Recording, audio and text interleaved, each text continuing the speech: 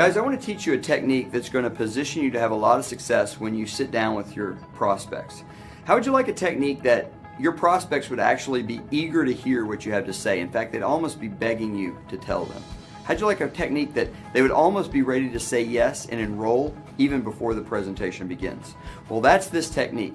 I created a technique called the 3-step setup, and those who are using it are seeing a dramatic difference in their business.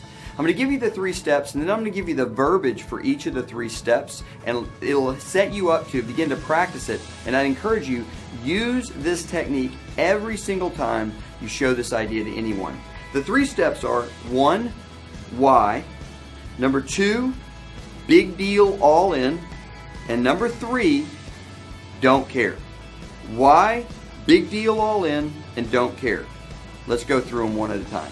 The first thing you're going to do is you're going to share with them why you're doing this. So let's pretend that you and I are sitting at coffee and I was about to show this to you. I would say, hey, thanks a lot for coming to coffee with me. Listen, I've got something huge I want to share with you. And I would begin to tell my why. Now my why has to do with my family, so it would sound something like this. I've got something huge I want to share with you. Listen, you may know that I've been an executive in the software business for a while, and it might seem like things are going well from the outside looking in, but on the inside, I got to be real with you. I'm just dying. I'm traveling so much. I never see the kids. I never see my wife. I'm missing every one of the kids' events. And all these passions that I know I'm supposed to pursue, I got absolutely no time for them. And I'm just seeing, divorce headed my way. I'm seeing my kids being adults, and it's like the cats in the cradle deal. It's just not good. And I've just been praying for something, and I just found it.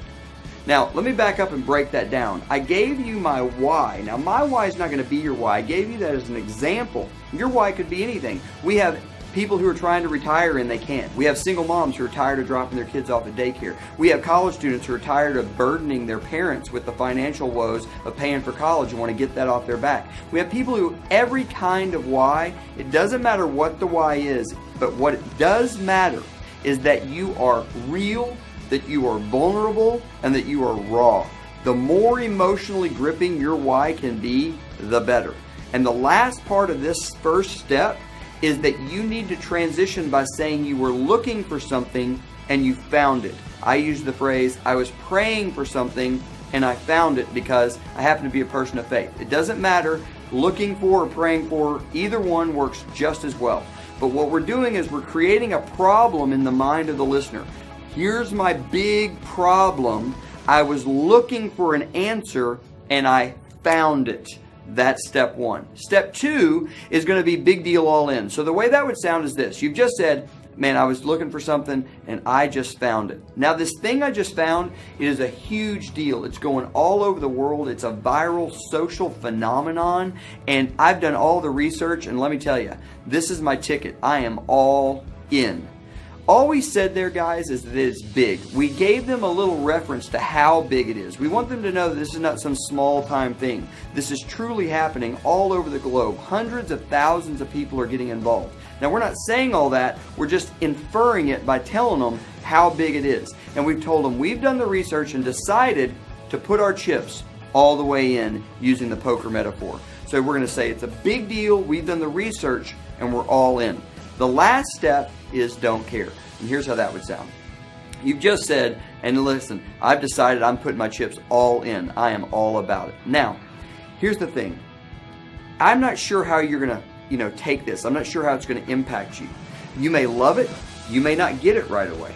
All I know is this. You're my good friend. I'm going to put this in front of a bunch of people, and I wanted to give you one of the opportunities to be first. Is that cool?